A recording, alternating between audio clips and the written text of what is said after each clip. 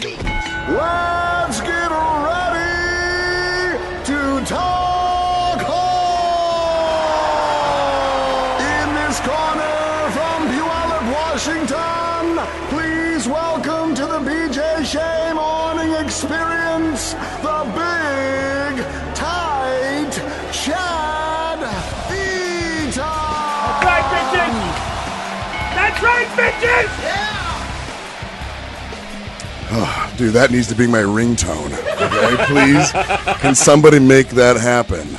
Thank you. Well, we can give you the audio, and then you can, Yeah, then do you, Chad. Go ahead, figure it out. Call your people. Call your people, Chad. You gotta have somebody that's your cell phone guy. I used to, but now I'm a poop show, and so yeah. Oh, here we go.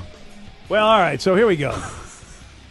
Chad Eaton's in the house now. Chad, since the last time you were on this show. Wow, here we go. Let's just get into it. Well, since the last time you've been on this show, Chad, you've been on quite an adventure. Yes, I have. You've been. I like to call it the Chad Eaton walkabout. Like you went to Australia and just took a spiritual journey, a wonderful adventure, whatever you want to call it. But you've been in the news, and of course you've always been able to come on this show and know that we got a lot of love for you and don't want to hurt you and don't want to do anything bad to you. So we give you the microphone to say whatever you want to say or not. Great, good. Hey, or not. Just so you know. Well, BJ, I've been kind of a suck me sideways show, and I've been. Did you dump that?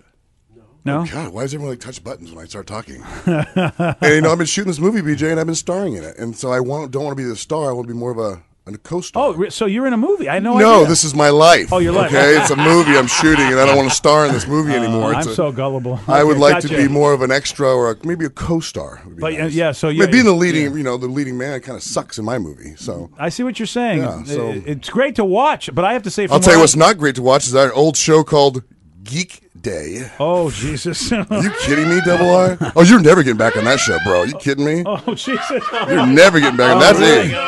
Now, that movie sucks, okay? Jesus. And I wouldn't want to star in that movie either. Thank God. I went to so much trouble to be cool. Oh, I'm sorry. Back to Hawks. My bad. Double R. All the trouble I was in. That's Chad Eaton, dude. Chad Eaton, he doesn't lay up. He goes for the green. Are you kidding me? No, it's a good. It's a good show. I mean, if you. Okay, good. So Chad, and feel free to say as little or as much as you want because people have been following everything, and because your life has been on our show. At least we got more info about really what's going on with you through you on this show. So that's why people have been emailing and going, "Hey, look, I don't believe what I hear or what I see." It's like, what, you guys had Chad on, so what's up? And I said, well, the next time Chad's on, he'll say whatever he wants to say. I do know this about you and your family. You got a lot of love for your family, and you always seem to always want to take the high road in speaking about anybody in your family. I've never heard you say a bad word about anybody. So that's what I've been telling everybody. So I don't know what's going on. I like that story. Let's stick with that one. You like that one? Yeah, that's good. Chad Eaton, everybody. You speak. I'll speak through you, BJ, because you have just a gift of gab, and I appreciate that. Well, and I know a lot of the players involved, and I have a good relationship with a lot of the players involved. So for me, it's like, well, look, and God knows I got my stuff in my own movie too. So well, you know what it is that okay, now listen, life's messy, and I'm a mess. Okay, it's fine. But I mean, when you have the luxury of not having your personal life spread all over the media, well, touche on you. I mean, good for you. But guess what? I don't have that luxury. Right. And if one thing gets out of context, something happens. Well, dun-dun-dun. Again, Chad Eaton is in jail. Hey, welcome back to the show, everybody. You kidding me? Damn. Yeah, but you know what? You are the most successful person I know that's been to jail. I know. I want to say that. Congratulations, Chad. Chad, I got to say. Can I take a bow? Can I take a bow now? Take a bow, Chad. Jeez. I mean, you're quite accomplished. You've done really good for yourself. I don't know that many people who are in jail that can. You've got to be probably the best success in jail that people have seen. You go, what are you doing here? You know what you're doing. What are you doing here? Brother, I swear to you, when you walk into jail, too, and you're sitting there going, man, I hope no one recognizes me. Hey, Chad. Oh, man, damn.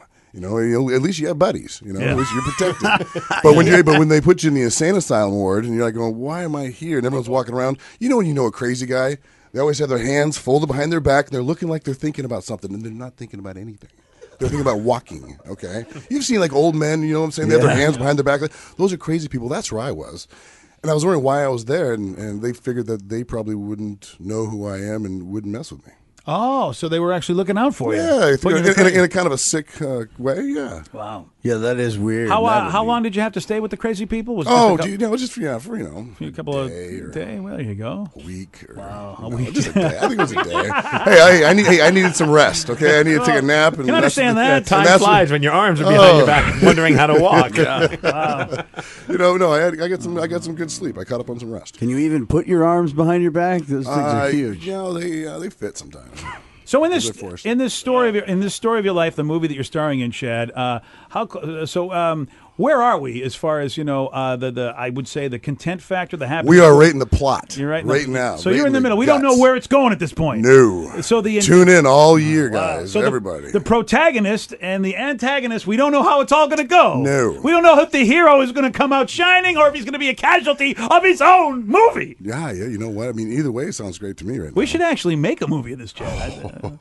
Here we go. Come on, ESPN to do it. I mean, you know what? The Bronx is Burning is pretty much wrapped up. They got to get you. Can you keep a journal through all this ridiculousness so we can go back and reference all these points when we do make the movie? You want to do that? I think you should. Really, just go back and just. Well, who's going to play me?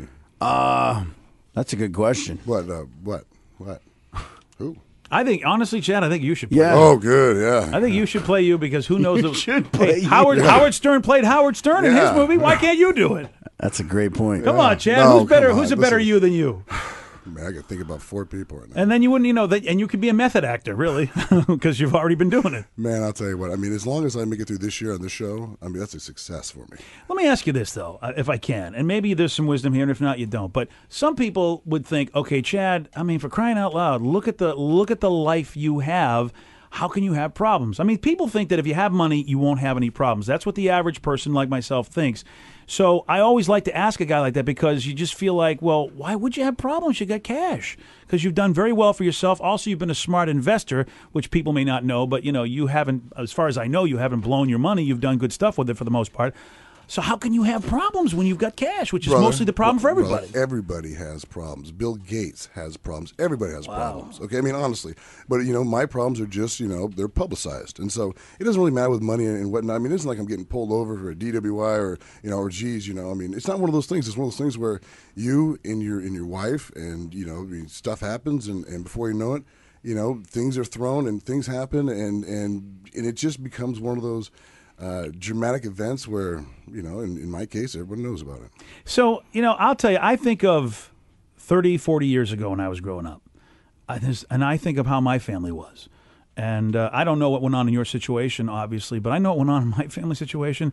Both my parents would be in jail forever for what they did back then. Mine too. Yeah, and yet they were able to chill, they were able to get along, and I wonder, is it blown out of proportion? Because people do have arguments, and depending upon your cultural upbringing, where you are in the country that you grew up in, the arguments may seem to some people too extreme, whereas to others, oh, this is not an issue.